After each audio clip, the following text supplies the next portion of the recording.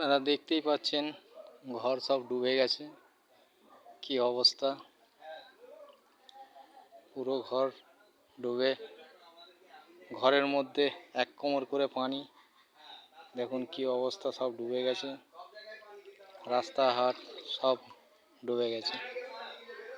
ঘরের মধ্যে, ঘরের ওপর দিয়ে কি হারে পানি রেস খাচ্ছে, দেখুন কি অবস্থা, সব ডুবে গেছে। এইটুকু শুধু বাকি আছে ডুবতে, এটাও ডুবে যাবে। দেখতেই পাচ্ছেন কি হারে রেস হয়েছে।